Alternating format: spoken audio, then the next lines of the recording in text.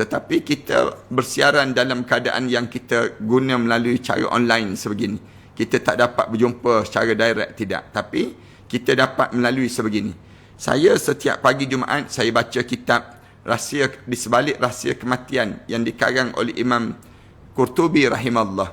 Sampailah cerita tentang mengenai, kita sebut tentang mengenai bagaimana perjalanan kita ini, sampailah daripada kita mula sakarat, kemudian sampai kita mati, sampai kita masuk dalam kubur, sampailah kita dibangkitkan balik di hari akhirat, kemudian hari yang disebut dengan padang mahsyar, kemudian kita cerita lagi tentang mengenai bagaimana titian sirat, sampailah kita dimasukkan ke dalam syurga. Hari ini cerita tentang mengenai yang disebut dengan dihumban ke dalam kawah api neraka Allah, dan bagaimana nyalaan api neraka tersebut, sehingga kuat tak kuat nyalaan api ini, orang yang dihumban ke dalam neraka ni, sehingga terangkat setiap penghuni-penghuni neraka.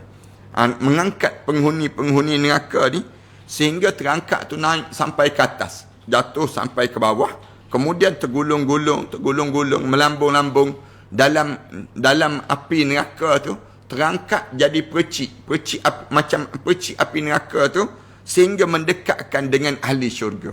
Dahlah dasar neraka ni 70 tahun baru sampai. Rasulullah sallallahu alaihi wasallam sebut tu pun dicampak dengan batu. Kita belajar sebelum daripada ni. Boleh jadi kita akan tanya, kenapa kita kena tahu tentang neraka? Nak suruh timbul dalam jiwa kita ni perasaan takut. Janganlah sampai peringkat bila kita mati, di kalangan kita ni, kita menghadap depan Allah, tiba-tiba kubur kita menjadi kawah-kawah neraka. Ataupun kita bangkit di akhirat nanti bersama dengan mereka-mereka ahli neraka. Ataupun kita waktu mana kena timbang amalan, tiba-tiba amalan-amalan ahli neraka. Waktu mana terima suratan amalan, terima suratan yang menunjukkan ahli neraka. Na'udzubillah min dzalik. Lebih-lebih lagi lah kalau sekiranya kita ni dimasukkan, na'udzubillah min dzalik, dicampakkan ke dalam api neraka Allah. Nak suruh pada diri kita ni, bila kita cerita tentang mengenai neraka ni, datang rasa gerun, datang rasa kita ni tak naklah ya Allah, kita sebut demikian. Biar kita ni rasa bersemangat untuk mendapatkan syurga.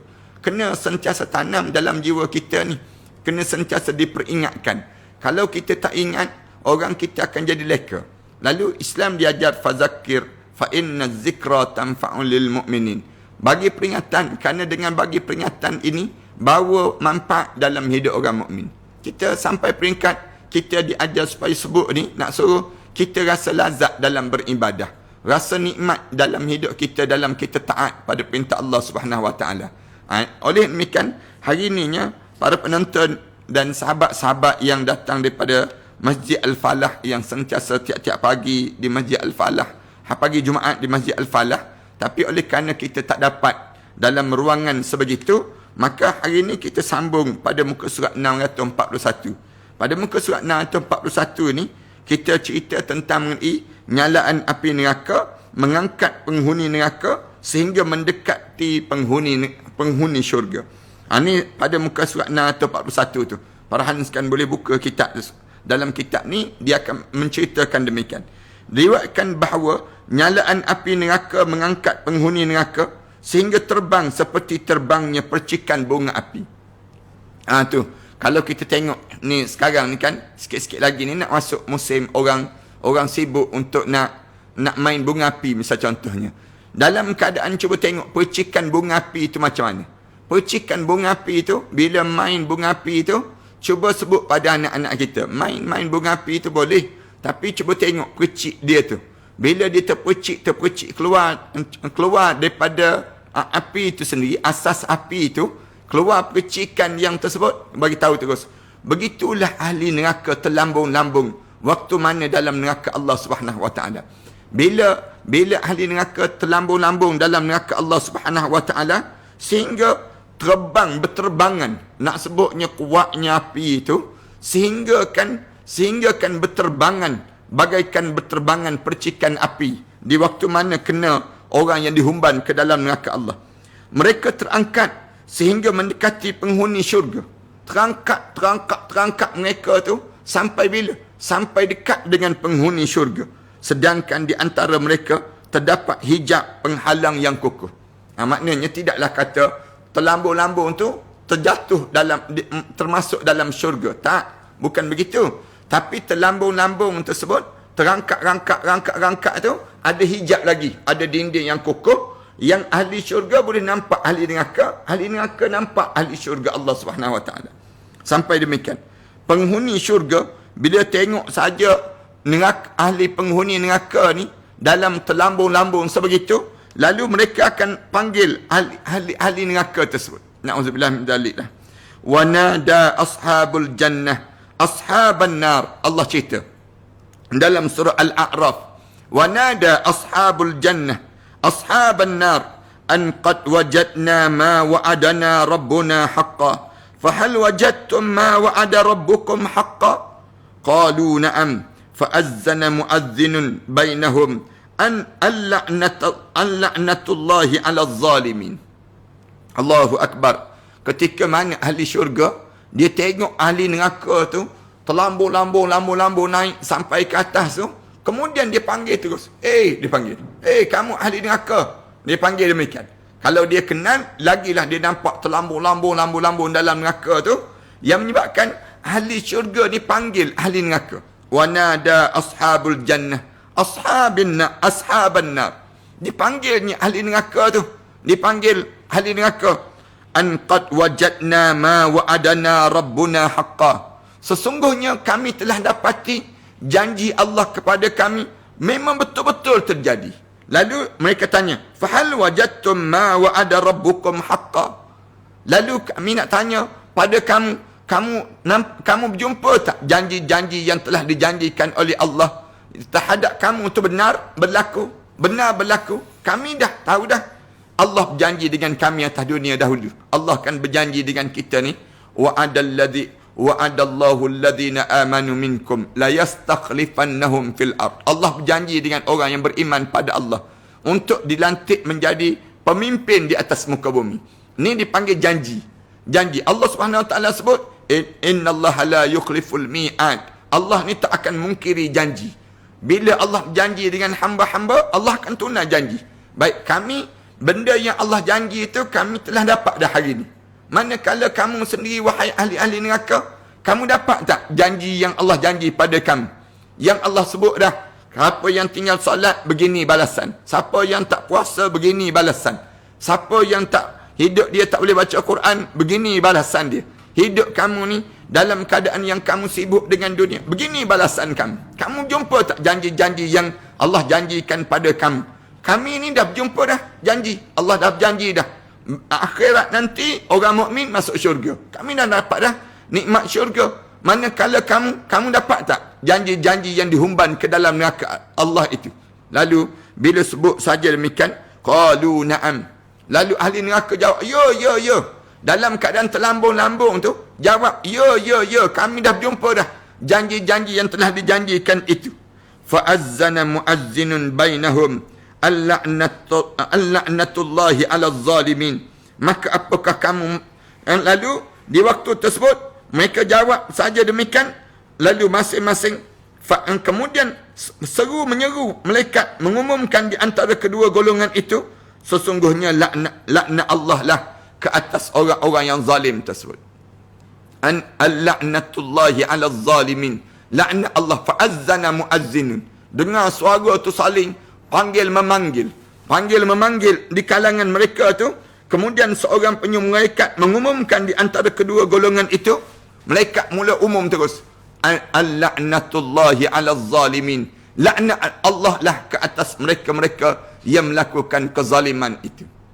Para penonton dan sahabat-sahabat sekalian, saya ulang banyak kali, zalim-zalim ni, tuan-tuan jangan nampak zalim ni pada orang je, jangan. Tetapi zalim pada diri sendiri. Ramai di kalangan kita ni, dia buat khianat pada dirinya sendiri. Dia buat zalim pada diri sendiri. Tuan-tuan kena ingat bila kita berbuat baik, kita bukan berbuat baik pada orang, tapi kita berbuat baik pada diri sendiri. Tuan-tuan kena ingat dalam hidup kita ni, bila kita ni buat jahat, bukan kita buat jahat pada orang, tetapi kita buat jahat pada diri kita sendiri. Ramai orang kita ni, dia nampak Kalau dia buat jahat pada orang. Dia tak rasa buat jahat tu untuk diri dia sendiri. Ramai di kalangan kita ni, kalau dia buat baik, dia fikir bahawa dia buat baik untuk orang. Dia tak fikir dia sedang berbuat baik untuk diri sendiri. Jangan begitu dalam hidup kita. Dalam hidup kita ni, misalnya contoh kita senyum. Bila kita senyum pada orang, bukan kita senyum pada orang, tapi kita senyum untuk pahala diri kita sendiri. Sebab tu jangan cepat terasa hati dengan orang. Jangan cepat pada diri kita ni tersinggung dengan perbuatan orang pada diri kita. Kita kena rasa setiap kali mana kita berbuat baik pada orang. Saya buat contoh yang mudah. Kita senyum. Kita buat contoh, kita senyum. Tiba-tiba orang yang kita senyum tu dia tak balas balik. Senyuman pada kita. Kita kena letak dalam diri kita, aku bukan senyum pada dia pun, tapi aku senyum pada diri aku sendiri. Kita jangan terasa hati dalam hidup kita. Ni kita kena faham dalam hidup orang mukmin. Orang mukmin ni, dia tiap kali mana kita berbuat benda yang baik, bukan kita berbuat baik untuk orang tu. Orang tu lah, dia dapat lah. Kalau kita buat kebaikan, dia dapat yang tu. Tapi sebenarnya, kita sedang berbuat baik untuk diri kita sendiri. Sebab pahala-pahala yang kita buat ni untuk diri kita. Bukan pahala ni untuk orang saja, tidak. Tapi untuk diri kita. Demikian juga bila kita buat benda yang jahat. Bila kita pukul orang. Katakanlah kita ada kuasa, kita transfer orang. Tukar orang. Pergi kawasan jauh-jauh dan sebagainya. Kita buat khianat pada orang dan sebagainya. Di waktu mana kita buat khianat pada orang tu, dia ni susah. Dia ni kena tukar, kena pindah. Misal contohnya, kita tak bayar hutang dia. Dia jadi susah dalam hidup dia. Sebenarnya bukan nampak susah pada dia. Susah pada kita sendiri di akhirat nanti. Bila masuk dalam kubur, dapat dosa. Tengok ada. Sampai bangun di akhirat, tengok pada diri kita ni, semua dosa-dosa itu menimbun untuk diri kita. Yang Rasulullah sallallahu alaihi wasallam sebutkan, atadruna manil muflis? Kamu kenal tak orang yang muflis? Orang muflis ni macam mana? Sahabat-sahabat sebut, man la dinaran wala dirhaman. Orang yang tak ada duit, tak ada dinar, tak ada duit, tak ada dirham pada diri dia. Lalu Rasulullah sallallahu alaihi wasallam sebut, yang tu satu. Yang tak ada duit tu betul lah, yang tak ada duit. Tapi orang yang muflis di akhirat nanti, bila dia bangkit di padang mahsyar nanti, dia orang datang tuntutan dengan dia. Yang jahat yang dia buat. Dia bagi kebaikan dia bagi. Lepas pada dia bagi kebaikan tersebut, kemudian penghujung dalam hidup dia tersebut, bila dia dah habis dah segala kebaikan, dia pun ambil segala keburukan pula datang. Keburukan ni didatangkan pada dia pikul keburukan itu pula. Allahu Akbar. Ni nak sebutnya gambaran bagaimana orang yang muflis di akhirat Allah Subhanahu wa taala nanti. Demikian juga di dunia ni. Lalu Allah Subhanahu wa taala sebut waktu mana orang ahli neraka dan ahli syurga ni dengar cakap begitu, lalu malaikat umum, al-la'natullahi 'alaz zalimin. Laknat Allah lah ke atas mereka-mereka yang melakukan kezaliman. Allahu Akbar. Tuan-tuan jangan sebut padan muka tu imam, kami tak pergi sembahyang tarawih malam. Dia sebut demikian. Jangan sebut demikian. Kena sebut padan muka aku, kerana aku tak datang sembahyang tarawih, misal contohnya. Ni kalau tidak ada tempoh PKP lah yang disebut demikian. Jangan kita salahkan tu imam. Jangan salahkan orang yang menyebut kebaikan. Jangan. Tak padan. Kadang-kadang saya tengok, kesian kadang-kadang kan. Ada yang mencela, orang yang mencela kuliah-kuliah kita. Ada orang yang pada diri dia tulis dalam Facebook macam-macam gaya. Ni bukan Ustaz Dasuki. Ni Ustaz Suzuki disebut demikian. Ni bukan Ustaz ni. Ni dipanggil apa dia? Ni dipanggil penunggang agama disebut demikian. Disebut demikian. Kita baca tu, kita tengok kesian orang macam ni. Kesian orang yang hidup macam ni. Dalam keadaan yang bagi diri dia hidup, dia rasa, dia puas hati, dia boleh bercakap tentang orang. Kemudian dia tak rasa semua keburukan yang disebut kata-kata kejian itu balik semula pada diri seorang. Betul pepatah Melayu sebut, bagaikan meludah ke langit dipanggil. Meludah ke langit, ludah ke atas, dia turun balik ke atas muka masing-masing. Kita buat baik ni, balik semula pada kita. Kita buat jahat ni, semua balik pada diri kita juga. Rugi apa kita berbuat baik, dan untung apa kita buat benda yang jahat dalam hidup kita. Ni cuba tanya dalam hidup kita ni, rugi apa kita berbuat baik dalam hidup kita. ni menyediakan makanan orang berbuka puasa. Rugikah kita? Tak rugi. Tak rugi tuan-tuan. Jangan kita ingat bila kita menyediakan makanan, siapkan makanan bagi pada orang berbuka puasa, bagi, kita akan jadi rugi. Rugi aku kerana duit aku habis. Tak. Semua ni menguntungkan pada diri kita. Manakala dalam keadaan pada diri kita ni, saat mana kita dalam keadaan yang kita ni sendirinya, suasana pada diri kita, kita buat jahat pada orang. Untung apa kita dapat daripada kita buat jahat pada orang? Kita jumpa dengan orang, kita ludah. Kita ludah. Misal contoh. Nak marah pada orang tersebut. Untung apa kita pada orang yang sedemikian rupa? Padahal yang ludah tu, dia balik semula pada diri kita. Untung apa kita sindir orang? Kata pada orang, menyakitkan hati orang. Di akhirat nanti, menyesal tak sudah. Di akhirat Allah. Masuk dalam kubur tu, menyesal terus. Kenapalah aku buat dosa macam ni? Kenapalah aku lakukan perbuatan sebegini? Punca apa dia?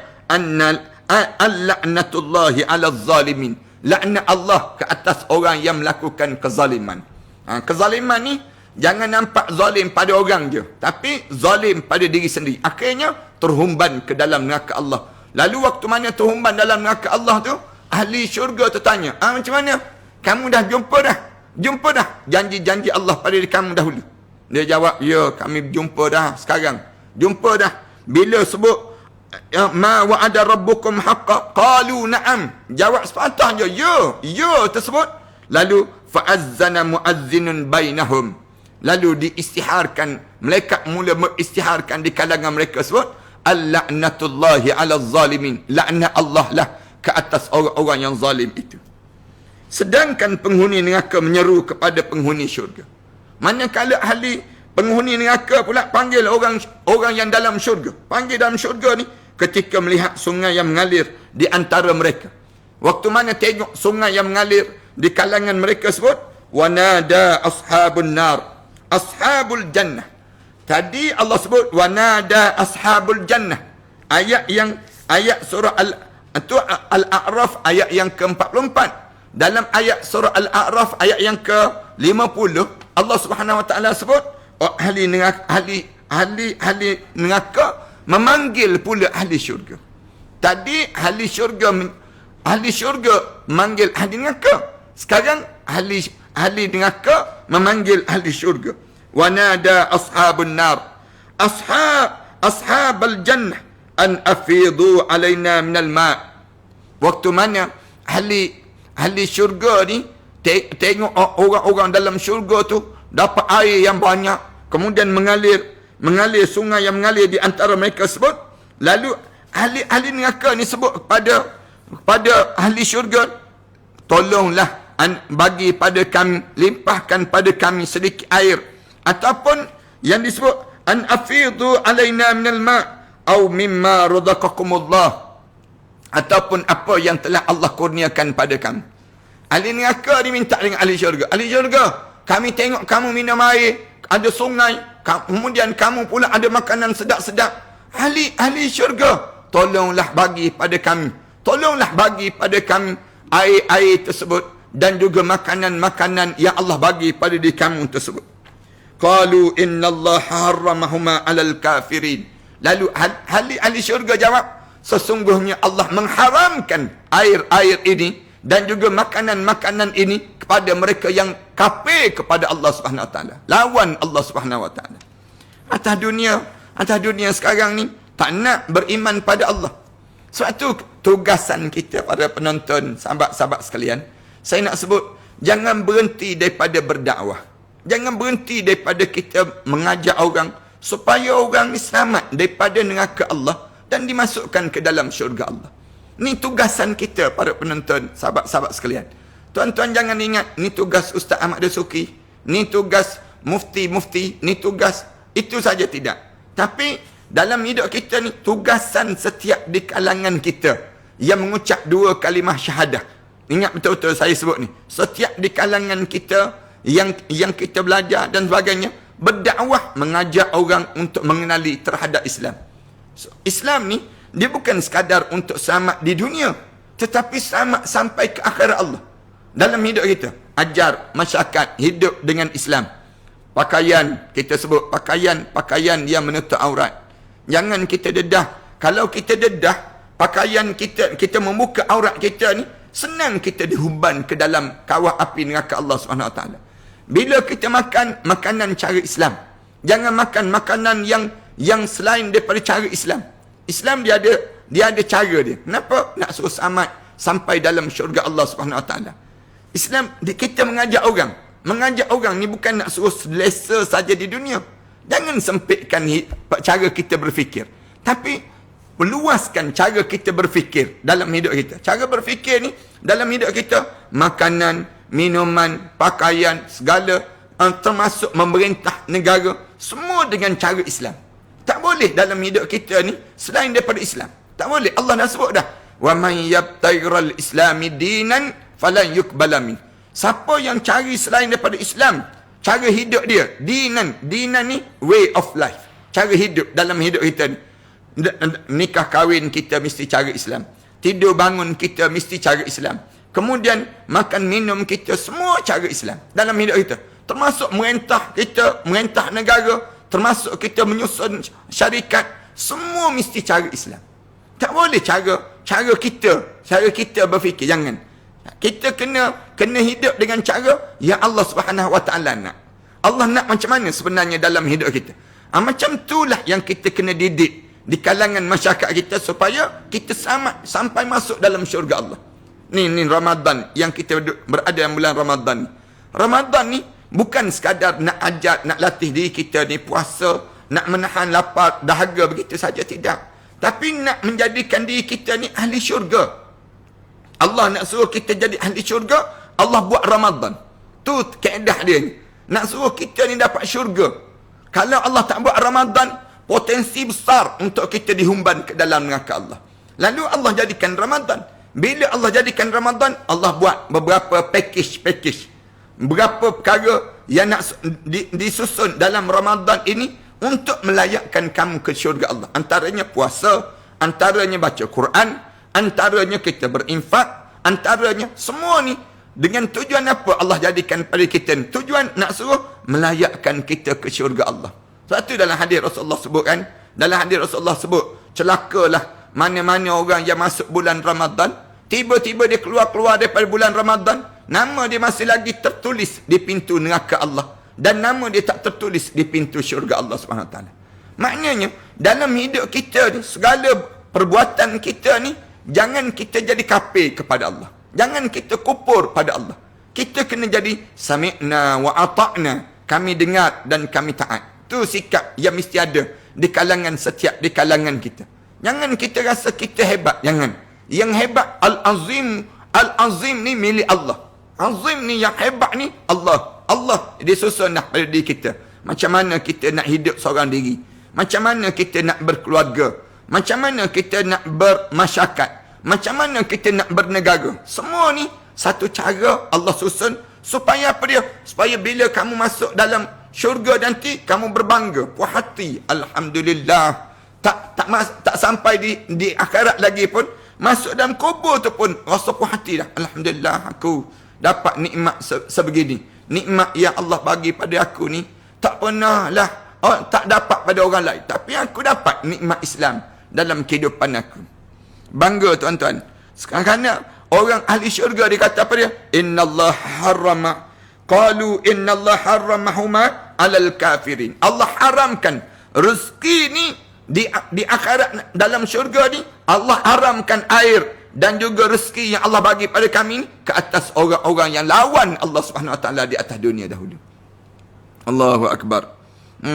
Terdiam ahli nerakanya bila dengar demikian. Lalu malaikat mengembalikan mereka, diseksa dengan pemukul besi sehingga ke dasar neraka. Bila ahli syurga dijawab, bila ahli neraka panggil ahli syurga, panggil memanggil. Ahli neraka panggil ahli syurga, ahli syurga panggil ahli neraka. Panggil tu dengan ahli syurga, dia panggil dengan tujuan nak bagi tahu. Aku dah bagi tahu kan dulu kan, macam mana janji Allah. Aku nak jumpa dah janji Allah. Kamu jumpa tak? Ahli neraka jawab, ya. Qalu na'am, jawab, ya, kami dah berjumpa dah. Manakala ahli neraka panggil ahli syurga minta makanan, minta minuman daripada ahli syurga.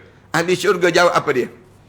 Ulama-ulama sebut, kenapa pelik kan? Ahli syurga, cara dia tanya ahli neraka, dia tanya tentang umum. Tanya tentang umum.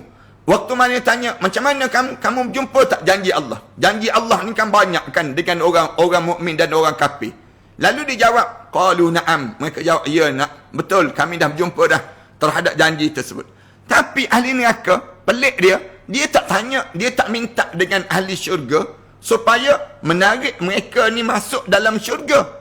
Tapi ahli neraka ni, dia minta apa dia? Minta makan, minta air. Kerana sepanjang hidup atas dunia, perangai ahli neraka ni sepanjang hidup atas dunia, fikir tentang perut, fikir tentang minuman, fikir tentang makanan. Tu perangai ahli neraka. Atas dunia ni, hidup ahli neraka ni sibuk fikir, perut aku macam mana? Aku nak makan macam mana? Tu yang makan rasuah tu. Tu yang curi barang orang tu. Tu yang curi, nak suruh keselesaan pada diri dia. Di atas dunia dah begitu. Sampai dalam neraka pun perangai sama juga. Minta minuman, minta yang disebut dengan makanan ahli syurga. Bila begitu, ahli syurga jawab, qalu, mereka jawab ni, ahli syurga jawab, qalu innallaha harramahuma 'alal kafirin. Lalu Allah mengharamkan yang disebut dengan dua-dua ni. Air pun diharam, kemudian makanan pun diharam ke atas orang yang kufur kepada Allah Subhanahu wa taala. Allahu akbar. Di atas dunia ni tuan-tuan jangan fikir sangat tentang perut. Jangan fikir sangat tentang yang disebut dengan dua nikmat ini saja. Fikir yang besar pada diri kita. Fikir tentang agama kita. Yang ni yang patut ada. Ni tak terbau-bau. Sampai masuk dalam lubang kubur pun fikir makan, minum. Makan, minum. Sehingga kan masuk dalam, sampai di akhirat pun sama juga. Masuk dalam neraka tu, fikir lagi tentang apa dia? Patutnya, fikir tentang makanan dan minuman. Patutnya, kena fikir apa dia? Fikir macam mana aku boleh keluar daripada neraka, masuk dalam syurga. Tiba-tiba tak. Singkat cara berfikir dalam hidup. Sebab tu jangan buka aurat di kalangan kita. Kalau kita buka aurat, para penonton, sahabat-sahabat sekalian, orang tanya, kenapa kamu sanggup buka aurat begitu? Dia jawab, kerana kerja Ustaz. Dia sebut demikian. Saya pernah pergi satu hotel. Bila saya pergi, yang pelayan hotel tu, di front desk tu, dia kata, dia tengok saya saja datang, Assalamualaikum Ustaz. Dia bagi salam. Assalamualaikum Ustaz. Dia sebut. Kita pun jawab, Waalaikumsalam. Allah malunya dengan Ustaz dia tu. Saya kena pakai macam ni. Dia pakai skirt. Saya pernah dengar kuliah Ustaz. Saya pernah. Dia sebut demikian. Saya pun jawab, jangan malu dengan saya. Malu dengan Allah. Malu dengan saya tak ada manfaat apa pun dalam hidup kita. Malu dengan Allah. Ini, kalau kita tanya sikit lagi, kenapa pakai macam ni? Orang kena kerja Ustaz. Kerja ni kena berpakaian macam ni. Bos suruh saya pakai macam ni. Kalau kita tanya sikit lagi, kalau kita berpakaian tutup aurat, macam mana? Tak dapat gaji dah, kena buang kerja dah. Maknanya kamu fikir apa? Kamu fikir perut kamu. Kamu fikir tentang minuman kamu. Kamu tak fikir tentang sengsara kamu dalam neraka Allah Subhanahu wa taala nanti. Allahu akbar. Kita ni kena fikir panjang dalam hidup kita. Kalau nak buat benda apa-apa pun fikir panjang. Fikir biar bukan fikir selangkah, tapi fikir beribu langkah di hadapan. Beribu langkah di hadapan ni maknanya apa dia? Fikir tentang macam mana aku nak suruh selamat dalam kubur nanti. Pernah tak terbayang, para penonton, sahabat-sahabat sekalian, terbayang macam mana bila orang letak jenazah kita dalam kubur, bila orang letak je jenazah kita tu, tengok dah hujung kaki kita tu berdiri, dua orang malaikat muka dan nakir tu, orang tutup je liang lahat kita, tiba-tiba keluar ular sebesar tengkuk unta. Keluar ular sebesar tengkuk unta tu, mula dalam keadaan ular tersebut, mula merayap di depan muka kita. Agak-agak macam mana kita nak padamkan ular tersebut. Orang tengah tutup ke atas. Orang tengah timbul tanah di ke atas pada kita ni. Agak-agak macam mana kita nak suruh ular ni jangan dekat dengan diri kita. Macam mana kita nak lakukan demikian? Ataupun waktu mana orang tengah tutup, tiba-tiba tanah tu mula menghimpit diri kita. Menghimpit. Macam mana kita nak luaskan kubur kita di saat yang sedemikian rupa? Anggap-anggap macam mana kita nak dapatkan keadaan demikian? Ni semua ni orang yang berfikir panjang. Dia akan duduk menung sekejap. Aku ni macam manalah ya Allah. Aku ni, kalaulah aku ni kalaulah aku ni mati, masuk dalam kubur, macam mana ya Allah aku akan terjadi pada aku? Ni tanda cerdik. Rasulullah kata kalau kamu ada cara berfikir macam ni, cerdiklah dalam hidup kamu tersebut. Orang mukmin ni, orang Islam ni kena jadi orang cerdik. Jangan jadi orang yang tak cerdik. Akhirat nanti, bila kita, na'udzubillah min dzalik, bila dihumban dalam neraka, mula menyesal. Bukan sampai di akhirat lah, masuk kubur tu, menyesal tak sudah-sudah pada masing-masing. Kalau kita boleh dengar suara dalam kubur, kata apa dia? Qala rabbi irji'un. Mulut masing-masing sebut, ya Allah tolonglah bagi peluang untuk hidup kembali. Tolong nak hidup kembali. Macam orang yang dalam keadaan yang kesengsaraan seperti itu. Allah nak hidup balik.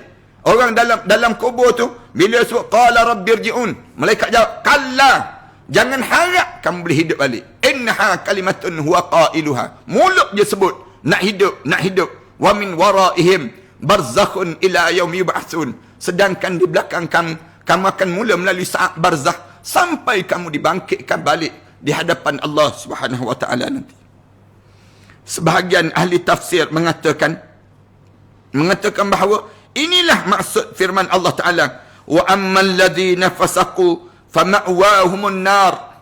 Dan ada pun orang-orang yang fasaqu, orang yang fasik, orang fasik ni apa dia? Orang yang hidup dia berani buat sekali dosa besar. Dia berani terang-terang fasik.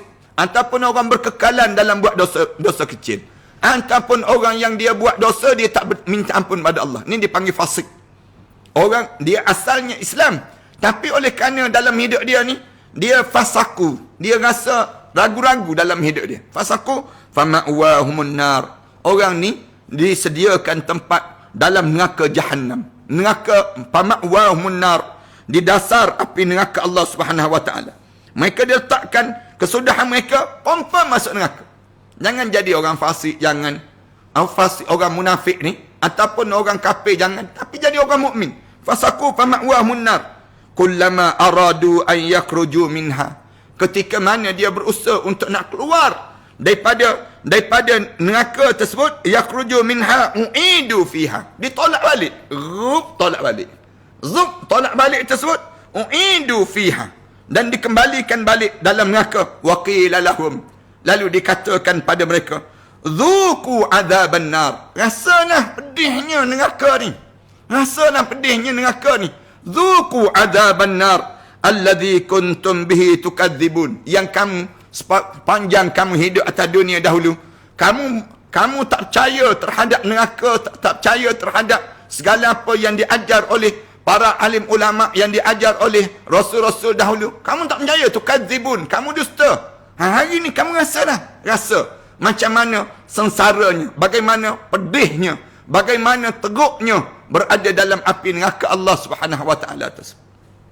Allahu akbar. Ni kerana apa dia? Kerana jadi fasik. Jadi fasik.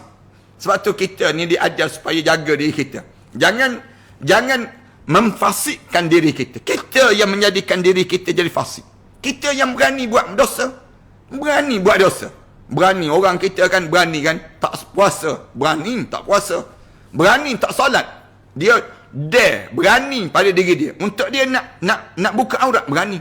Dia berani untuk biarkan anak dia buat maksiat. Padahal dia mak ayah. Tiba-tiba dia berani buat benda-benda yang dilarang oleh Allah Subhanahu Wa Taala. Orang-orang yang macam ni, kalau dalam hidup dia ni, dalam keadaan yang sebegini pada diri dia, waktu mana dia di dalam kubur dia, kesengsaraan yang amat sangat dalam kehidupan pada diri dia. Kesan daripada apa dia? Kesan daripada yang namakan dengan azab api neraka Allah Subhanahu wa taala yang disediakan pada diri dia. Allah cerita ni, wa ammal ladzina fasaqu fama'wahumun nar. Siapa yang fasik je dalam hidup ni. Sebab tu saya ulang banyak kali kan, berbuka puasa ni cari makanan yang disediakan oleh orang yang soleh. Jangan makan makanan daripada orang fasik. Jangan. Orang fasik ni apa dia? Kadang-kadang dia menyediakan makanan, tapi makanan dia tu bertudung, dia tu tak bertudung. Orang ni orang fasik dia panggil. Orang fasik. Jangan ambil makanan orang yang macam ni. Kenapa? Dia ni Allah Subhanahu Wa Taala sebut fama'wahumun nar. Kalau dia tak bertaubat, tempat dia dalam dasar api neraka Allah lah. Ada orang kita ni, dia lawan Allah ni, terang-terang dia lawan. Alang-alang masuk neraka dia sebut, biar sampai ke dasar neraka. Senang dia sebut demikian. Alang-alang lawan Allah, biar betul-betul lawan Allah. Dia sebut demikian. Ni ada orang yang jenis demikian. Bila hidup di atas dunia ni, dianya lawan Allah tu sejak daripada muda sampai tua lawan Allah Subhanahu Wa Taala. Lawan, tak tutup aurat, kamu lawan Allah. Kamu tak solat, kamu lawan Allah. Minum arak. Ada orang kita ni minum arak sejak muda sampai tua minum arak. Tak berhenti lagi minum arak. Tu yang minum arak, yang mengumpat. Tak berhenti lagi mengumpat. Orang yang apa dia? Yang berzina, melangani pelacur, tak berhenti melangani pelacur. Orang yang hidup dalam keadaan lawan Allah. Dia tahu dah kesan dalam hidup dia. Tapi nak sebutnya gambaran bagaimana jahatnya yang disebut dengan bagaimana orang yang berani lawan Allah ni dalam keadaan demikian fasaku. Orang ni macam mana Allah jadikan? Pama'wahumun nar. Disediakan untuk mereka, kesudahan mereka ialah neraka Jahannam. Neraka tu sendiri. Kullama aradu, Allah cerita, bila mereka ni merangkak nak keluar, aradu an yakhruju minha, merangkak nak keluar daripada neraka ni, uidu fiha, ditolak balik, jatuh balik dalam neraka tersebut. Uidu fiha wa qila lahum, lalu dikatakan pada mereka, zuku adzaban nar, rasa hari ni azab api neraka. Macam ulama-ulama sebut ayat yang Allah cerita ni, dua kali dia sakit. Yang pertama sakit yang disebut dengan sakitnya jasad. Jasad kita ni sakit habis. Na'udzubillah min dzalik. Jasad orang ahli neraka ni sakit seluruh tubuh badan dia. Yang kedua, sakit hati dia. Allah sakit ni dua benda yang Allah sakit. Yang pertama, Allah sakitkan yang disebut dengan jasad. Yang kedua, Allah sakitkan perasaan. Dua-dua tu Allah sebut, zuqu azab. Rasalah azab. Rasa. Sedap tak azab yang kamu rasa tersebut? Bima kuntum bihi tukadzibun, terhadap yang kamu dusta sepanjang kamu hidup di atas dunia dahulu. Atas dunia dahulu lawan. Bukan main lagi. Atas dunia ni orang sebut macam mana pun disebut oleh para alim ulama, dia tak boleh terima. Tak boleh terima. Yang dia rasa dia lebih alim daripada alim ulama tersebut. Lalu di waktu tersebut segala benda pandangan alim ulama diketepikan. Tak boleh disebut. Kalau kita ikut penunggang-penunggang agama ni disebut, nanyalah kita, macam dia tu hebat sangat dalam hidup dia. Orang yang jenis demikian. Orang macam ni kuntum bihi tukadzibun. Bersedialah dengan azab api neraka Allah terhadap pendustaan yang mereka lakukan. Abu Muhammad Abdul Haq menyatakan dalam Al-Aqibah, dalam kitab Al-Aqibah, mungkin kamu bertanya, bagaimana mungkin penghuni syurga melihat penghuni neraka? Dan bagaimana mungkin penghuni neraka melihat penghuni syurga? Ada di kalangan kita ni akan sibuk tanya. Dia kata, macam mana ahli neraka boleh tengok ahli syurga? Ahli syurga boleh nampak pada yang disebut dengan boleh melihat di kalangan, bagaimana mereka boleh bercakap di kalangan melihat neraka, dan bagaimana penghuni neraka boleh melihat penghuni syurga?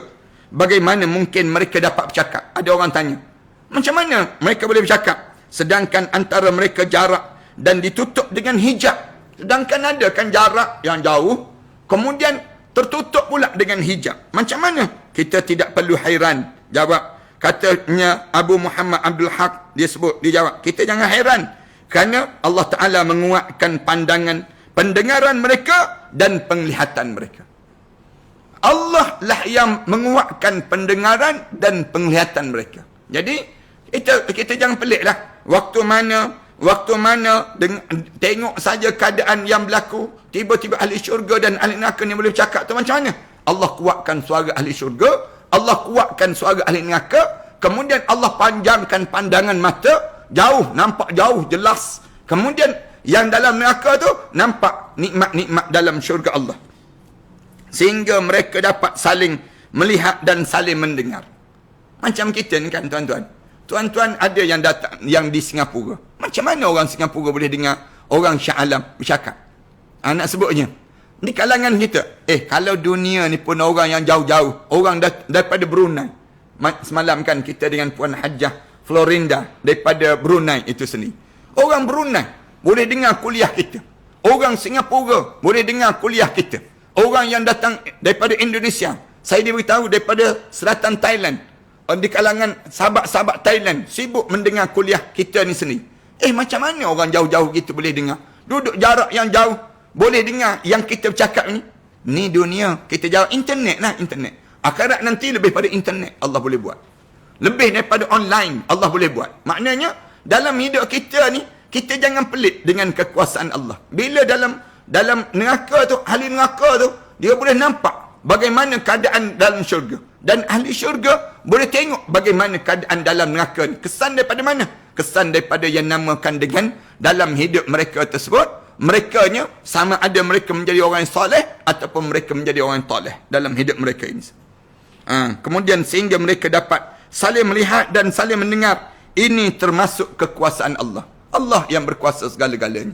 Jangan guna logik akal sangat. Jangan. Tapi kita yakin dengan segala ketentuan Allah Subhanahu Wa Taala dalam pada kita. Kemudian keadaan neraka. Bagaimana keadaan neraka? Neraka mempunyai berbagai gunung. Neraka ni, kamu boleh tengok gunung-gunung yang tinggi-tinggi, yang curam-curam. Parit, dia ada parit. Ada yang disebut dengan parit. Ada sungai dalam neraka, sungai darah. Sungai nanah yang dalam neraka. Ada lembah yang curam. Ada laut dalam neraka. Ada perigi dalam neraka. Ada rumah dalam neraka, ada kotak-kotak. Rumah yang disedia dalam neraka. Ada tahanan, ada jeriji dalam neraka ni. Ada jambatan.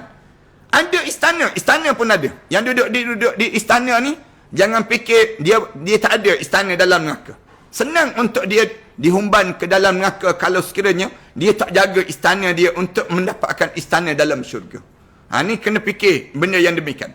Siapa yang ada rumah banglo, tolong biar ada banglo dalam syurga, jangan ada banglo dalam neraka. Jangan ada demikian. Kala jengking, ada kala jengking disebut dalam neraka, dan ular dalam neraka ini sendiri. Semoga Allah melindungi kita semua. Dalam neraka ni keadaan yang berlaku. At-Tirmizi meriwayatkan daripada Abu Sa'id Al-Khudri, daripada Rasulullah sallallahu alaihi wasallam, baginda bersabda, As-Sud adalah sebuah gunung api yang didaki oleh penghuni neraka selama 70 tahun dan mereka menuruninya selama itu juga. As-Sud dipanggil. Ada satu Rasulullah sallallahu alaihi wasallam sebut dalam neraka ni, Rasulullah sallallahu alaihi wasallam sebut ada gunung yang nama dia Sud. As-Sud Rasulullah sebut. Nak naik, nak mendaki gunung ni setinggi mana? Selama mana? 70 tahun. Nak turun balik 70 tahun. 70 tahun. Turun balik dalam daripada neraka itu sendiri. Itu dalam neraka. Sebagaimana kadang-kadang kita tengok, kita naik kapal terbang, kita tengok kat bawah ada gunung-gunung, ada macam-macam gaya, ada awan dan sebagainya. Kadang-kadang kalau kita menyelam scuba tu, kita menyelam ke dalam dasar lautan, tengok gunung kat bawah ni sendiri. Menjunam ke bawah. Ni neraka keadaan demikian. Abu Isa mengatakan bahawa hadis tersebut gharib, yang hanya diketahui oleh Ibnu Lahiyah saja yang disebut demikian. Apakah neraka Whale pula? InsyaAllah kita akan sambung pada akan datang cerita tentang neraka Whale yang biasa berlaku dalam kehidupan kita ni sendiri, insyaAllah. Tuan-tuan, insyaAllah pada hari ini, tuan-tuan, saya nak sebut juga tentang pelajar-pelajar yang masih lagi belum ditaja, tuan-tuan. Pelajar-pelajar yang memerlukan tajaan masuk bulan Ramadan ni, tuan-tuan, nak ambil kesempatan untuk niat untuk arwah ayah, arwah ibu dan arwah-arwah keluarga kita yang meninggal dunia, dan tanggung pelajar ni belajar menghafal Quran. Dan pelajar ni datang daripada Langkawi, Ma'at Hafiz Langkawi. Nama dia Halimatus Sa'diyah binti Yusuf. Anak pelajar kita ni umur 16 tahun. Dianya daripada Baling, daripada Jalan Weng, Baling, Kedah. Dia menghafal Al-Quran di Pulau Langkawi ni. Tuan-tuan, dia tahun mula pengajian tahun 2020. Hafalan dimulakan pada juzuk yang ke-20 tu sendiri. Kemudian adik Iman Arman bin Syukur, 16 tahun. Dan dia berasal daripada Kuala Kerai. Ni adik yang demikian. Kemudian dia dalam masa yang sama juga, dia menghafal Quran di Ma'had Hafiz An-Nabawi. Pelajar baru juzuk yang kedua. Orang Kelantan datang belajar di Pulau Langkawi. Ni yang anak-anak Kelantan yang belajar di Pulau Langkawi ini sendiri. Tuan-tuan bolehlah, bakat-bakat di kalangan kita tanggung, dipanggil demikian. Yang ketiganya, adik Muhammad Tirmizi bin Tazim, baru 14 tahun. Umur dia Kemudian anak Langkawi, ni anak Langkawi sendiri. Kemudian dia ni anak yatim. Ni anak yatim. Anak yatim dan pelajar baru juzuk yang kedua. Baru juzuk yang kedua. Tahun ni menghafal Quran dan kemudian dia sedang menghafal juzuk yang kedua sekarang ni. Tuan-tuan bolehlah pakat-pakat di kalangan kita yang nak tanggung pelajar-pelajar ni boleh berhubung direct ke talian yang ada ni, talian 013 617 1941. Ni tuan-tuan boleh berhubung di talian 013 617 1941 insya-Allah. Kemudian sahabat-sahabat sekalian, saya nak sebut juga mulai daripada sekarang ni kita dah mula nak agih tabung bantuan Ramadan RM50 je. Tuan-tuan masukkan dalam akaun RM50, masuk dalam akaun Matan Center. Kemudian tuan-tuan maklumkan pada nombor talian tadi juga 013 617 1941. Kami sedang mengagih-agihkan package tersebut. Yang keduanya kita nak infak untuk Ramadan ini. Nasi bungkus hari ni kita bungkus nasi, kemudian kita agih-agihkan pada frontliner, kemudian kita agih-agihkan juga kepada mereka-mereka yang susah sungguh tuan-tuan. Ada yang sampai peringkat menangis-nangis, ada yang nak dapat makanan ini sendiri. Dan kita buat package dia RM10 je untuk berbuka puasa, RM6 untuk bersahur, insya-Allah. Ni tuan-tuan boleh masukkan dalam akaun Matan Center, kemudian terus ke talian 013 906 1204 insya-Allah. Kemudian ada sahabat yang nak pada kurma ni, kurma Mariami, kurma ajwah, termasuk kurma ajwah yang ada ni, tuan-tuan terus ke Matan Bis. Matan Bis ni insya-Allah kita akan buat pelancaran sekejap lagi. Satu laman web Matan Bis insya-Allah. Website Matan Bis ni di mana semua produk dalam website ni yang saya sebut produk-produk ni untuk dalam website Matan Bis kita ni, dan kita akan buat promosi sempena perasmian Matan Bis ini sendiri. Buat pembelian dalam website saja. Tuan-tuan terus ke website nanti dalam tempoh 24 jam ada free gift akan diberikan insya-Allah. Kita ada free gift yang lebih menarik diberikan untuk pembeli melebihi RM200 di website ni sendiri. Limited untuk 50 orang pembeli terawal saja. 500 untuk 100 orang pembeli terawal. Tuan-tuan boleh terus ke website untuk pembelian ini pada website tuan-tuan tulis www kemudian matanbis.com. Tuan-tuan boleh buka sekarang, tengok dalam iPad tuan-tuan ataupun dalam dalam komputer tuan-tuan boleh tengok juga dalam handphone tuan-tuan type je terus type www.matanbiz MATANBIZ Matanbiz. Tuan-tuan boleh tengok sekarang ni. Kemudian .com tu. Kemudian tuan-tuan boleh tengok semua produk-produk tersebut ada dalam laman web tersebut. Tuan-tuan boleh tengok. InsyaAllah saya Matanbiz ni tuan-tuan boleh terus nak bayar tu ke akaun Maybank ni. Dia ada cara bayaran yang disediakan. Saya dengan ini insya-Allah melancarkan kita pakat-pakatlah dengan kita mari sama-sama kita baca dengan bacaan Ummul Kitab Al-Fatihah untuk sama-sama kita melancarkan website yang saya maksudkan tadi, Matanbiz, dengan kita baca Ummul Kitab Al-Fatihah. Bismillahirrahmanirrahim. Alhamdulillahirabbil alamin arrahmanir rahim maliki yaumiddin iyyaka na'budu wa iyyaka nasta'in ihdinas siratal mustaqim siratal ladzina an'amta 'alaihim ghairil maghdubi 'alaihim waladdallin amin. Ini di antara tuan-tuan boleh tengok di screen tu laman website yang disebut dengan Matanbiz. Semua produk-produk yang saya sebut tadi termasuk dengan produk yang kita buat dengan yang Mink ini sendiri. Tuan-tuan boleh tengok yang produk ni pun ada juga dalam website tersebut. Tuan-tuan terus ke website ni, tuan-tuan boleh pilih je. Banyak sangat produk-produk yang terpaksa kita umum ni, saya minta supaya buat dalam website, tuan-tuan tengok je. Dalam website ni termasuk dengan minyak wangi ni pun sama. Minyak wangi, Kemudian minyak wangi yang lelaki dan minyak wangi perempuan. Itu produk-produk yang telah kita agihkan. Tuan-tuan boleh buat pembelian sekarang. Boleh tengok dalam website. Dalam tempoh 24 jam ni ada free gift yang kita cadangkan. Tuan-tuan boleh sekarang lah. Dan free gift yang lebih menarik, kalau yang beli lebih pada RM200. Tuan-tuan boleh tengok dalam website tersebut, insyaAllah. Kemudian saya nak jawab beberapa pertanyaan yang ditanya oleh sahabat-sahabat yang ditanya dalam di kalangan kita. Silakan.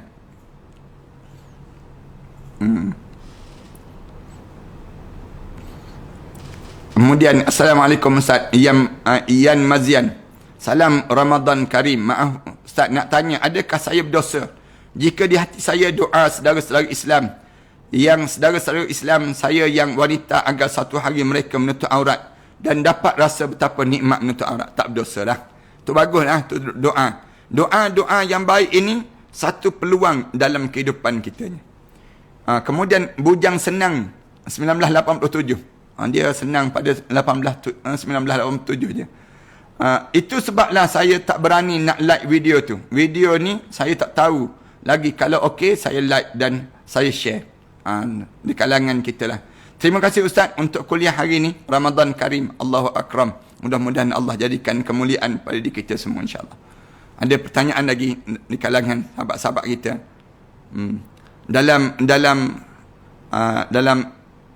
Dalam Facebook hanya soalan.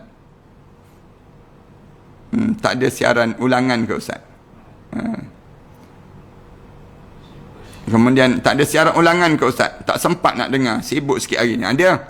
Bila terlepas ni kita akan post. Tuan-tuan boleh tengok baliklah, insya-Allah dalam siaran ulangan. InsyaAllah. Hormat Ajwah tu, tuan-tuan boleh hubungi nombor talian tersebut lah. Yang tanya soalan tajaan sama juga, tuan-tuan boleh terus. Sebenarnya tuan-tuan, saya nak sebut juga, saya sedang menyiapkan masjid di Pulau Langkawi. Kalau tuan-tuan ada niat untuk nak wakaf untuk arwah ayah, arwah mak, dan kita lah bulan Ramadan ni, tuan-tuan jangan terlupa tabung yang kita sediakan Matan Center tersebut, akaun Matan Center. Tuan-tuan post dekat situ. Ustaz, macam mana nak bagi buang tabiat main game ni Ustaz? Tukar daripada main game, baca Quran. Cuba tiap kali mana nak main game, baca Quran dulu. Nak main game, baca Quran dulu. Tiap kali mana kita rasa nak main je, kita baca dulu Quran. Mudah-mudahan dengan kita baca Quran tu, dia membuang tabiat yang tak baik tadi. Ataupun zikir. Ajar zikir selawat pada Rasulullah sallallahu alaihi wasallam. Mudah-mudahan dengan cara demikian menyebabkan kita ni, dia akan jadi pada diri kita semakin dekat untuk nak buat amal ibadah. Mula berlumba rasa nikmat pada kita. Yang kedua, kita kena ada ilmu. Bila kita ada ilmu, insya-Allah kita akan menjabakkan pada diri kita ni dapat pengetahuan kita ni membawa manfaat dalam kehidupan kita. Kemudian nanya lagi, bolehkah sapu ubat krim beralkohol di muka kemudian solat? Kalau alkohol tu alkohol najis, tak boleh. Kalau tak najis, apa? Tak jadi masalah pada diri kita. Yang ditanya la tahzan hanya. Haryati, pandangan Ustaz nikah online dibenarkan. Saya sendiri kata dibenarkan untuk nikah online ini berdasar pada suasana yang sedang berlaku ini. Nikah dia sah, nikah yang diterima, dan tidak kata nikah yang batil, tidak.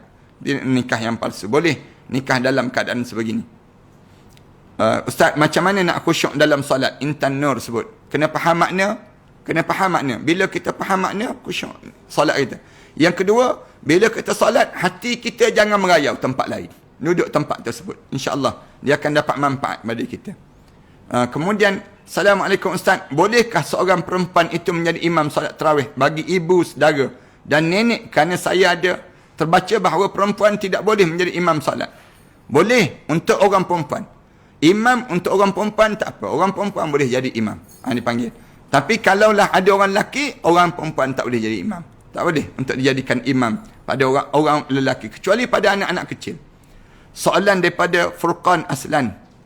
Cukuplah bagi dirinya yang berumur 24 tahun dan sudah hafal 300 muka surat Al-Quran. Dia risau sekiranya akan datang dia tak mampu nak hafal semua 600 muka surat sebab kerja. Cukup. Tapi sebenarnya kalau kita nak sebut bagi tahu pada Arslan itu bahawa kamu perlu lagi untuk hafal. Bagi habislah ayat Al-Quran Al-Karim. Jangan berhenti setakat 300 saja. Bahkan sambung lagi. Arslan ini di antara sahabat kita yang dia tak faham bahasa Melayu, tapi dia sentiasa ikut follow dalam beberapa siri-siri kuliah kita. Dan dia sibuk nak suruh siapa-siapa yang boleh faham terhadap makna yang saya kuliah dalam bahasa Malaysia kita ni, dan bahasa Melayu ni, untuk terjemah dalam bahasa Inggeris pula.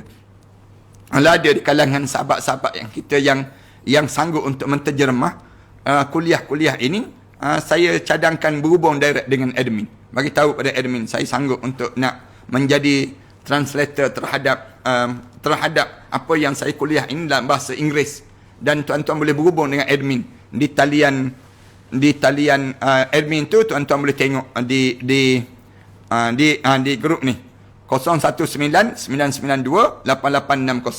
Kalau ada sahabat-sahabat yang rasa dia nak tolong sama untuk siaran-siaran kita ni, dan dia ada kepakaran dalam bidang sebegini, saya mengalu-alukan tuan-tuan bolehlah untuk katakanlah ada di kalangan kita yang dia kata saya belajar bidang ni ustaz, saya nak bantu ustaz, boleh kita mengalu-alukan untuk nak translate sari kata kita. Ataupun ada yang di kalangan kita yang dia berminat untuk membantu menjadi sukarelawan dalam kerja-kerja amal sebegini, tuan-tuan bolehlah untuk berhubung dengan admin tu sendiri, bagi tahu apa yang saya boleh bantu dengan apa yang kita ada pada diri kita ni sendiri, insya-Allah. Ada lagi pertanyaan? Sahabat kita ni, sambal hitam langis memang padu, recommend di matan bis. Boleh masukkan. Saya suka nak sebutnya, kalau tuan-tuan ada produk-produk, tuan-tuan bagi tahu, dan bagi tahu berhubung dengan matan bis. Nanti produk-produk kita maklumkan dalam tempat-tempat begitu. Jadi dia akan dapat manfaat. Akhirnya semua dapat manfaat daripada apa yang kita lakukan ini, insya-Allah. Kita buka ruang-ruang tersebut, insya-Allah. Ustaz, waktu solat tahajud terbaik di bulan Ramadan. Tidur lepas isyak, bangun pukul 2 pagi, pukul 3 pagi, 2 hingga pukul 3 pagi, masa tu terbaik. Kemudian tidur balik, bangun balik untuk sahur. Itu masa yang terbaik untuk tahajud di bulan Ramadan. Itu cara yang terbaiklah pada diri kita. Assalamualaikum Ustaz. Selamat berpuasa. Selamat berpuasa semua. Harap Ustaz teruskan ceramah Ustaz dan dengan tajuk-tajuk lagi ngeri Ustaz, supaya semua orang ramai cepat insaf. Allahu Akbar. Saya bukan nak sengaja nak keluarkan tajuk ni jadi ngeri, tapi saya nak suruh di kalangan kita saling mengerti di antara kita terhadap masa depan yang perlu kita lalui dalam hidup kita. Terima kasih di atas kesempatan yang baik ini. Salam Ustaz, pahala mengaji Iqra sama ke dengan baca Al-Quran bagi orang yang baru belajar? Sama je. Dia belajar Al-Quran itu dalam hidup dia, dan dia akan dapat pahala dalam dia belajar tersebut. Ustaz, macam mana nak dapat malam Lailatul Qadar? Yang pertama, pastikan kitanya berdoa pada Allah. Berdoa, ya Allah marzuqni Lailatul Qadar. Ya Allah, anugerahkan kami malam Lailatul Qadar. Yang kedua, kita jangan tinggal walaupun malam-malam kita ni sentiasa kita hidupkan dengan amalan-amalan yang soleh. Malam je nak derma, malam je sekarang ni, malam je kita ni baca Quran, malam je kita pastikan kita ni buat benda-benda amalan-amalan soleh. Malam jangan tinggal malam-malam bulan Ramadan, kerana mesti salah satu daripada malam tu malam Lailatul Qadar. Tu cara demikian. Jangan tertinggal pada kita. Kemudian kalau tuan-tuan nak sama untuk menginfak di tabung majlis ilmu online ini, tuan-tuan boleh masuk dalam bank Islam untuk Masjid Al-Falah yang biasa saya kuliah di tempat tersebut, insya-Allah. Mudah-mudahan demikian. Saya tak faham karma dengan kifar. Karma ni pandangan orang-orang Hindu ataupun Buddha. Manakala kafarah merupakan daripada yang disebut daripada Islam. Itu dia panggil demikian. Kafarah ni Allah nak buang dosa-dosa kita. Allah nak bersihkan kita dalam keadaan bersih. Itu dia panggil kafarah. Karma tak ada dalam Islam. Hukum karma ni bukan datang daripada Islam, tapi datang daripada ajaran agama yang disebut dengan Buddha dan Hindu tersebut. Bukan daripada agama Islam dia panggil. Ustaz, kalau dengar ceramah sambil kita baca Quran boleh ke? Kena berhenti. berhenti baca Quran dengan camah lebih utama. Atau dia panggil demikian. Rasulullah sallallahu alaihi wasallam dia ajar bila kita sedang baca Quran tiba-tiba ada kuliah, maka dahului dengan kuliah. Jangan kita dahului baca Quran. Quran ni boleh baca lepas pada tersebut. Manakala kuliah ni wajib hukum dia. Manakala baca Quran sunat di saat demikian. Lalu kalau sampai terganggu bacaan Quran kita, tak tahu yang mana satu dah, maka di waktu ini kita berdosa pula. Kerana apa dia? Kerana kita baca dalam keadaan lara pada diri kita ni. Yang ni kena jagalah pada diri kita. Cara makan sahur yang ustaz amalkan. Saya makan sahur ni dekat-dekat dengan subuh. Dekat-dekat dengan subuh. Saya tak sahur awal. Saya belajar dengan Allah Yarham Tok Guru Ni Abdul Aziz Nikmat, dan saya belajar dengan saya duduk di atas rumah Tuan Guru Datuk Ni Abdul Aziz Nikmat, dekat-dekat dengan subuh baru dia sahur. Kadang-kadang dalam waktu yang 10 minit nak dekat dengan subuh, waktu itulah dia sahur. Sama juga dengan saya belajar kat Mesir. Waktu mana saya belajar dekat Al-Azhar dahulu, saya bersahur dengan guru saya dekat-dekat dengan subuh. Kadang-kadang kita ni berdebar dekat demikian. Maka kita bersahur cara demikian. Yang kedua, minum air biar banyak. Bila kita bersahur, jangan kita minum sikit. Minum sampai kita rasa puas. Minum air ni sendiri. Yang ketiga, dalam masa yang sama, jangan tinggal kurma. Kurma kita buat amalan untuk makan waktu mana kita bersahur. Sebab Rasulullah sebut, tasharu walau bitamratin. Bersahurlah walaupun dengan sebiji kurma. Fa innaha barakah. Kerana dengan sahur tersebut akan dapat keberkatan pada diri kita ni. InsyaAllah kita akan sambung dalam bab-bab yang lain pula. Terima kasih di atas kesempatan yang baik ini. Terima kasih di atas kesudian tuan-tuan bersama, dan tuan-tuan jangan lupa, tuan-tuan boleh terus ke matanbiz.com. Sekarang juga tuan-tuan buka terus matanbiz.com ni, www.matanbiz.com. InsyaAllah. Bismillahirrahmanirrahim. Alhamdulillahirabbil alamin. Wassalatu wassalamu ala asyrafil anbiya'i wal mursalin wa ala alihi wa sahbihi ajma'in. Allahumma shrah lana sudurana wa hassin akhlaqana wa yassir lana umurana. Rabbana zalamna anfusana wa illam taghfir lana wa tarhamna lanakuna minal khasirin. Ya Allah, kamu kurniakan pada kami Ramadan, malam Lailatul Qadar untuk kami ya Allah. Ya Allah, anugerahkan keampunan kamu pada kami ya Allah. Murahkanlah rezeki kami ya Allah. Panjangkanlah umur kami dalam keredaan kamu ya Allah. Rabbana alaika tawakkalna wa ilaika anabna wa ilaikal masir. Rabbana atina fid dunya hasanah wa fil akhirati hasanah wa qina adzaban nar. Sallallahu ala Muhammad wa ala alihi wa sahbihi wasallam. Alhamdulillahirabbil alamin.